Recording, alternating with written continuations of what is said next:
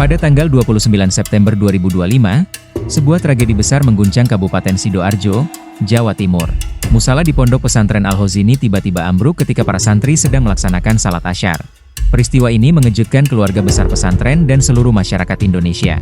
Sore itu, suasana pondok sebenarnya tampak normal. Ratusan santri berkumpul di lantai 2 yang difungsikan sebagai musala. Namun, tanpa diduga, bangunan mulai bergetar. Beberapa saksi menyebut lantai sempat bergoyang, lalu terdengar suara keras retakan beton. Dalam hitungan detik, bagian atas bangunan ambruk menimpa para santri yang sedang beribadah. Kepanikan pun terjadi. Debu tebal memenuhi udara.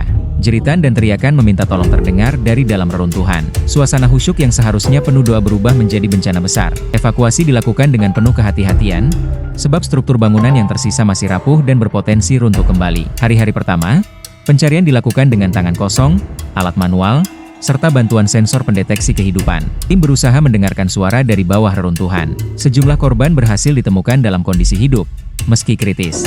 Namun, setelah dilakukan pemeriksaan menyeluruh di seluruh sektor bangunan, tim SAR menyatakan sebagian besar titik reruntuhan tidak lagi menunjukkan tanda-tanda kehidupan. Akhirnya diputuskan menggunakan alat berat untuk mempercepat evakuasi. Keputusan yang diambil dengan berat hati dan tentu setelah mendapat persetujuan keluarga korban. Proses evakuasi pun berlangsung siang dan malam, tanpa henti, dengan harapan semua korban bisa ditemukan. Berdasarkan catatan absensi, ada 167 orang yang berada di musala saat kejadian. Hingga kini, 118 orang telah ditemukan, dengan 103 selamat, 14 meninggal dunia, dan sisanya masih dalam pencarian. Beberapa korban selamat mengalami luka serius. Ada yang harus menjalani amputasi, ada pula yang selamat setelah berjam-jam, bahkan berhari-hari terjebak di bawah reruntuhan. Salah satu kisah yang paling menggugah adalah santri bernama Al-Fatih. Ia sempat tertidur di bawah reruntuhan selama hampir 3 hari, sebelum akhirnya ditemukan dalam keadaan masih bernyawa. Cerita Al-Fatih menjadi secercah harapan di tengah duka mendalam yang menyelimuti pesantren. Lalu, apa penyebab bangunan ini ambruk? Para ahli konstruksi menduga kuat adanya kegagalan struktur. Fondasi bangunan diduga tidak dirancang untuk menahan beban tambahan, terutama karena ada pekerjaan renovasi dan pengecoran lantai atas. Selain itu, kemungkinan kualitas material serta metode pembangunan juga ikut menjadi faktor penyebab. Tim ahli dari Institut Teknologi 10 November, Kementerian PUPR, dan pihak kepolisian kini tengah melakukan investigasi forensik konstruksi. Pemeriksaan ini bertujuan untuk memastikan apakah ada kelalaian teknis atau pelanggaran izin pembangunan. Hasil investigasi nantinya akan menjadi dasar pertanggungjawaban hukum. Di sisi lain, pemerintah pusat dan daerah langsung turun tangan. Kementerian Agama menyalurkan bantuan senilai Rp610 juta untuk mendukung penanganan korban dan pemulihan. BNPB dan Basarnas bekerja sama penuh dengan relawan dalam operasi SAR.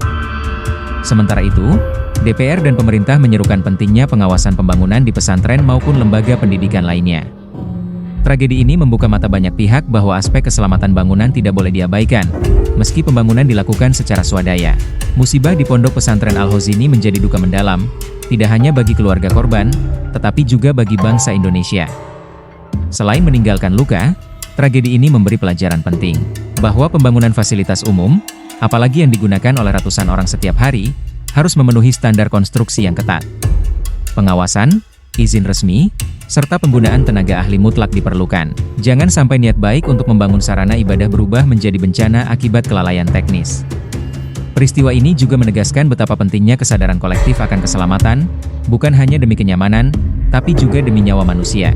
Tragedi Sidoarjo ini memang sulit dihapus dari ingatan, namun harus menjadi pengingat bagi kita semua. Kita berdoa semoga seluruh korban mendapat tempat terbaik di sisi Tuhan Yang Maha Esa, dan keluarga yang ditinggalkan diberi ketabahan serta kekuatan. Semoga dari peristiwa ini muncul kesadaran bersama untuk selalu mengutamakan keselamatan dalam setiap pembangunan, agar kejadian serupa tidak terulang kembali. Terima kasih telah menyimak, dan mari kita ambil hikmah dari setiap peristiwa yang terjadi di sekitar kita. Umur berapa? 16 tahun. Apa yang luka? Ya? Nggak ada ya, cuma perut kecepet ya? Ya, di sebelah kiri Jus ya? Iya. Haikal? Ya, Kamu yang sakit apa nak? semuanya sakit. Semuanya sakit. Oke, semangat ya. Sabar ya. Sabar. Ini yang udah sana. Kamu sabar.